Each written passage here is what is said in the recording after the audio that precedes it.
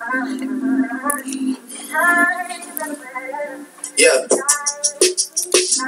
Styling no. Kissing but got pictures with me smiling no. All the things you need, you still want problems though. All the Ok, bonjour les amis. Aujourd'hui, on va faire une petite formation. On va parler de Java. On va apprendre les fondamentaux en programmation avec le langage Java. J'avais l'intention de faire cette vidéo depuis, en tout cas, cette série de tutoriels là depuis un bon bout de temps. J'hésitais un peu entre plusieurs langages, Java, PHP, JavaScript lui-même, Python et autres. Et j'ai finalement opté pour Java parce que Java, c'est quand même un langage qui est assez populaire. C'est un langage aussi qui est beaucoup enseigné à l'école, dans les universités. Et à côté de ça, c'est un langage qui intègre aussi les concepts de programmation orientée objet dès les débuts. Voilà, donc on va se former en Java, on va apprendre les fondamentaux en programmation et au fur et à mesure, on va gagner en compétences ensemble, on va découvrir de nouvelles choses. Donc, si vous êtes prêts, on va démarrer. J'ai conçu un petit slide qui n'est pas... Attends que je ferme ça. J'ai conçu un petit slide ici. Sublime texte, tout ça. Tout ça, ça va. Ok. Donc, voici le slide. On va voir de quoi il s'agit dans ce slide-là. Ok, ce que je voulais pas... Je vais juste débrancher ça. Ok, désolé pour cette petite partie. Je vais refermer ça. On va relancer. Voilà. Ok, donc, c'est assez basique hein, ce que j'ai fait. Donc, d'abord, Java, c'est quoi? Au sommet, on va parler de définition d'installation, on va voir la syntaxe ensuite, les commentaires en Java, les variables, les opérateurs et ce qu'on appelle le typecasting, c'est-à-dire la conversion de variables, de types de données. Donc, c'est cela. Donc, Java lui-même, c'est un langage qui a été créé en 1995. Actuellement, il est supporté, il est maintenu par Oracle. Et il est exécuté par plus de 3 milliards d'appareils dans le monde. Donc, c'est quand même un langage qui est assez populaire. Et même au niveau des grandes entreprises, quand vous allez arriver, la plupart du temps, c'est Java qui est utilisé. Très souvent aussi, C++, Python et autres.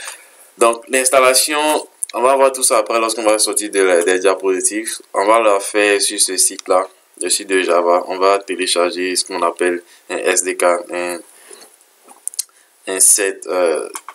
on va télécharger par exemple, le JDK Java Development Kit, tout ça.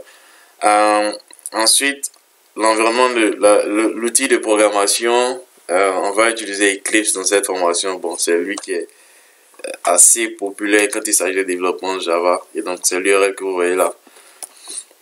Donc, la syntaxe de Java, pour parler de syntaxe, Java va exécuter tous les programmes dans ce qu'on appelle la méthode main.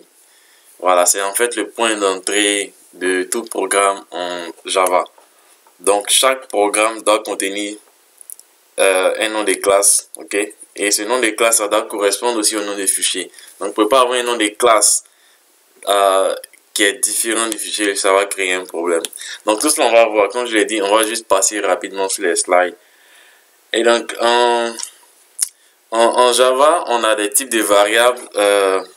Il y a deux grands groupes. Il y a les variables de type primitif. Petite note. Dans cette formation, on va vraiment alterner entre français et anglais. Donc, vraiment, puisque la programmation même se fait en anglais. Donc, c'est quelque chose qui ne doit pas être un obstacle pour nous. Donc, il y a beaucoup de mots anglais qui vont ressortir. Il y a des mots même, j'ai tenté de trouver leur conversion en français. C'était carrément, ça donnait carrément autre chose. Donc, je préfère même les laisser en anglais et qu'on puisse s'habituer à ces thèmes en anglais. Voilà. Moi-même, mon environnement de travail est en anglais. Donc, vraiment, c'est c'est vraiment une note que je voulais faire. Donc, le type de données primitives, voilà, il y a bat, il y a short, il y a int, long, float, double. Donc, pour ceux qui sont déjà familiers à d'autres langages de programmation, ce sont les mêmes choses qui reviennent, c'est les mêmes choses qui reviennent langage en langage, donc on va pas vraiment tarder dessus. Et les types non primitifs, il y a string, il y a arrays, class et beaucoup d'autres choses encore. Donc, ce qu'il faut savoir. Donc, les strings. Ok. Le string, en fait, c'est une chaîne de caractères. Voilà. Donc, c'est une variable qui nous permet de stocker du texte. Voilà. Donc, c'est une chaîne de caractères. Mais il faut noter que string, comme on l'a vu ici, hein, c'est pas une variable de type primitif. Dans d'autres langages, ça peut être considéré comme une variable de type primitif. Mais en Java, c'est pas primitif. Voilà. C'est en réalité même un objet. Voilà. Comme je l'ai dit, Java intègre le concept de programmation orientée objet dès le départ. Donc, au fur et à mesure, on va se familiariser à ces thèmes-là. Voilà. Donc, int, en réalité, c'est le type de données entier. C'est integer en réalité qui a été abrégé en int. Voilà. Donc, ça permet de stocker tout ce qui est nombre 1, 2, 3, et ainsi de suite. Mais ça a une certaine limite. Voilà. Donc, pour aller dans plus en profondeur, il y a des limites. Comme ici, vous voyez, ça part de 123 à moins 123. Donc, en cet intervalle-là. Voilà, c'est pas l'intervalle exact, mais je crois que je vais revenir là-dessus après. Je vais fournir un tableau. On montre même les limites de chaque type de variable. Voilà. Donc, après, on a float. Donc, ce sont des variables qui contiennent des nombres décimaux. Voilà, des décimales. Donc, ceci, float stocke les nombres à virgule flottantes avec des décimales telles que, voilà, j'ai donné des exemples ici, 19,99, moins 19,99. Donc, négatif, positif, mais avec des virgules. Ensuite, on a car. C'est en réalité l'abréviation de caractère. Voilà, pour dire que c'est un caractère unique. Donc, la lettre A, par exemple, la lettre A, la lettre B, ainsi de suite. Voilà. Ensuite, on a boolean, c'est en réalité booléen, c'est pour dire vrai ou faux, voilà, true or false, pour ceux qui on est assez familier à ce genre de truc là, voilà. Donc, ça stocke deux valeurs, vrai ou faux, voilà, qui sont en général représentées par 0 et 1. Ok, est-ce que j'ai pas cité quelque chose, type de variable? Ah, ok, d'accord. Donc, après ça, on a les opérateurs. Donc, tout ça, c'est facile. On a fait les mathématiques à l'école primaire. Donc, on a addition, on a soustraction, multiplication. On a la division. On a ce qu'on appelle le modulo. J'ai écrit ici module. Donc, lui, il renvoie le reste de la division. Voilà. Cette division qui est là, ça, c'est ce qu'on appelle la floor division. Donc, ça fait une division, mais ça nous ramène juste le quotient, en fait. Ça nous ramène le quotient lorsque on a affaire à des types entiers. Lorsque x, par exemple, et puis y sont des types entiers. On a vu les types ici. Lorsque c'est des types int, ça nous ramène juste le quotient. Voilà. Et le modulo nous ramène le reste de la division entre les deux. Ensuite, il y a l'opérateur increment. Voilà, ça permet juste d'ajouter 1 à une variable, à la valeur d'une variable. Décrément permet juste de réduire de 1 la valeur d'une variable. Donc, grosso modo, ce sont les opérateurs principaux qu'il faut connaître. On ne peut pas donner tous les détails ici. On va le voir quand on va commencer à parler de programmation. Je crois que c'est le dernier slide que j'ai prévu. Là, c'est le typecasting. Je parlais. Donc, on a vu les types de données ici. Donc, le typecasting va nous permettre de juste passer d'une variable à une autre. Voilà. Donc, par exemple, passer du short à integer. Voilà, ainsi de suite. Donc, j'ai mis même la liste ici. Donc, typecasting, si on veut traduire en français, on va dire conversion de type. Donc, ça consiste juste à changer le type de données d'une variable. Ok. Voilà, mais en Java, il y a deux types de typecasting. Il y a deux types de conversion de variables. Il y a le widening casting et il y a le narrowing casting. Donc, en réalité, le widening casting, ça permet de convertir les types du plus petit au plus grand. Voilà, par exemple, on sait que integer est limité en termes de nombre et que double ou bien float, eux ils regroupent des nombres plus grands. Voilà, donc en réalité, c'est ça. Donc, le widening casting, ça permet de convertir du plus petit au plus grand. Ici, on parle de type 1. Voilà. Donc, et le narrowing casting permet de convertir du plus grand au plus petit. Donc, quand je parle de plus grand et plus petit, je parle des types qui contiennent plus d'informations. Voilà. Donc, c'était un peu ça, grosso modo. Comme je l'ai dit, c'est pas vraiment quelque chose que j'ai vraiment travaillé. J'ai juste pas écrit ça pour qu'on ait juste les bases avant qu'on rentre en thème de programmation. Donc, ok, pour commencer, on va parler de l'installation. D'accord. Donc, ici, je vous ai donné l'URL directement sur laquelle il faut télécharger ce qu'on appelle le JDK, le Java Development Kit. Donc, c'est un ensemble de programmes de code qui va nous permettre de donner la capacité à la machine de comprendre notre code Java. Voilà, la machine d'elle-même ne comprend pas le code Java. Donc, l'outil, l'ensemble d'outils qui permet à la machine de comprendre notre code, notre programme, c'est ce qui est contenu dans le JDK. Donc, vous devez télécharger le JDK de cette manière. Voilà, vous cliquez sur télécharger. Je ne vais pas répondre à l'installation, je vais juste vous montrer comment la faire. Donc ici, il vous donne, voilà, vous devez choisir en fonction de votre système d'exploitation. Par exemple, je suis sur du Windows, donc moi je vais choisir, si je dois prendre, je vais choisir celui-ci. Voilà, celui-ci, 24 64 000. Donc vous voyez que ça vient en type exe, donc ça review and accept. Il faut cocher ça pour pouvoir télécharger. Donc vous voyez que ça va venir en type exe, c'est-à-dire exécutable. Donc c'est en réalité un logiciel derrière un programme qu'il faut installer, qui va s'installer, qui va nous donner cette capacité là de pouvoir coder en Java. Ok, il est en train de prendre quelques secondes. Dieu merci. Et pour je vais revenir là-dessus, pour l'outil de développement, on va utiliser Eclipse dans cette formation. Mais on pouvait utiliser n'importe quoi. Même Notepad, vous pouvez utiliser Notepad pour écrire le code en Java et puis voilà, compiler cela et puis l'exécuter. Beaucoup de gens aussi utilisent Visual Studio Code. Voilà. Mais moi, quand il s'agit de Java, je préfère Eclipse. Il y a aussi NetBeans qui est là. Je crois qu'il y a aussi NetBeans. Il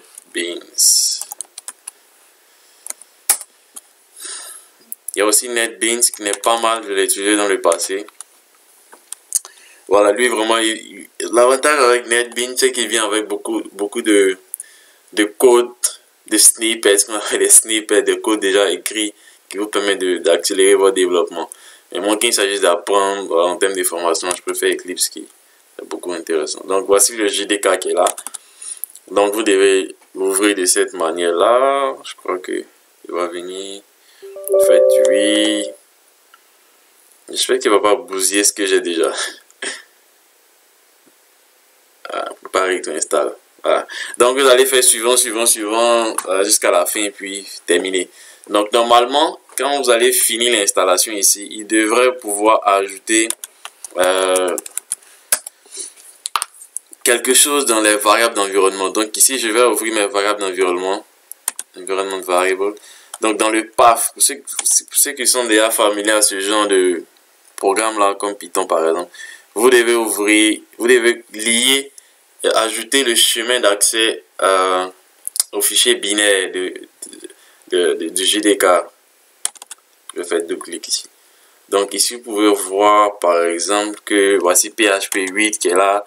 Donc, pour ce genre de langage compilé, c'est-à-dire les langages qui, lorsqu'ils reçoivent le code, ils vont le compiler d'abord en un fichier avant de le lancer sur la machine. Il faut vraiment le... je crois que c'est pas... Est-ce que c'est tous les langages compilés? Là, je suis plus sûr. Mais, dans la plupart du cas, il faut ajouter le chemin par vers les fichiers binaires. Donc ici, par exemple, vous voyez que j'ai pour PHP... Donc, voici le Java qui est en haut ici, que j'avais déjà fait. Donc, normalement, quand vous allez faire cette étape de suivant qui est là, de l'installation de JDK, vous devrez pouvoir, il va devoir pouvoir ajouter ça, ajouter le path ici. Si c'est pas fait, vous allez devoir vous-même le faire, c'est-à-dire, vous devez identifier, je sais pas si je peux vous montrer ça. Attends, je vais voir ça. Non, parce que vous voulez afficher carrière tableau. Ah, je vais voir si vous avez... Voilà. Donc, quand vous allez faire l'installation, il va vous dire dans quel dossier il va installer le JDK. Donc, voici les fichiers binaires ici. Donc, vous allez identifier ce chemin-là et vous allez venir ajouter vous-même ici dans la variable d'environnement.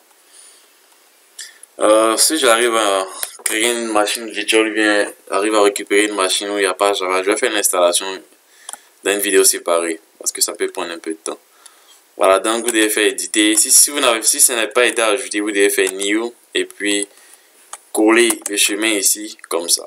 Et puis valider, faire OK, OK, OK. Et puis après cela, votre machine, c'est-à-dire l'ordinateur, sera capable d'interpréter le code Java maintenant. Donc je vais fermer ça, cancel. Et quand c'est bon, il y a ce qu'on appelle le Java Compiler. Donc le Java Compiler, c'est en ligne de commande, on va le voir ici, Java C. Je tape entrée. Voilà. Si l'installation de JDK a été bien faite, vous devez pouvoir accéder à cette fenêtre de Java Compiler. Je vais même afficher la version Java C-version comme ça. Je tape entrée. Donc on me dit que la version de mon Java Compiler est 1.8. Voilà. Quand tout ça c'est bon, techniquement, vous devez pouvoir exécuter du code Java. Mais si vous avez des erreurs dans l'installation, n'hésitez pas à signaler cela en commentaire pour qu'on puisse regarder ça de près. Ok, donc on passe, on suppose qu'à cette étape, on a fini d'installer Java. On va maintenant s'intéresser à Eclipse. Dans Eclipse, voilà, il y a l'URL aussi qui est là. Tout ça, je vais mettre les URL en commentaire. Donc, vous pouvez accéder à Eclipse, télécharger Eclipse comme ça, download. Il a déjà identifié même que je suis un Windows, donc il me propose déjà ça directement ici. Donc, download ici, téléchargement. J'ai du code. Alors, 404 not found. Ok. Pourquoi? D'accord. Je vais reprendre ça. Je suppose que je suis ici. Je viens sur download. J'espère pour eux qui n'ont pas de soucis à leur niveau. Je fais download ici. Download encore. Ok. Sûrement parce que j'avais déjà lancé la page pendant un certain nombre de temps. Donc, sûrement que les liens avaient expiré. D'accord. Donc, ceci doit pouvoir s'exécuter. Lorsque ça va finir, vous faites double-clic là-dessus. C'est comme tout autre logiciel, comme installer Word ou bien n'importe quel logiciel que vous avez, suivant.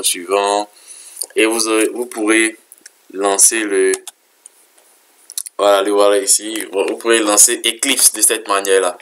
Donc, lorsque Eclipse vous lancez, il va créer très souvent ce qu'on appelle un workspace ici. Workspace. Donc, c'est-à-dire un dossier où il va stocker tous vos programmes Java. Donc, Java, il y a vraiment beaucoup de choses qu'on peut faire en Java. Donc, nous, on va créer, bon, c'est en anglais.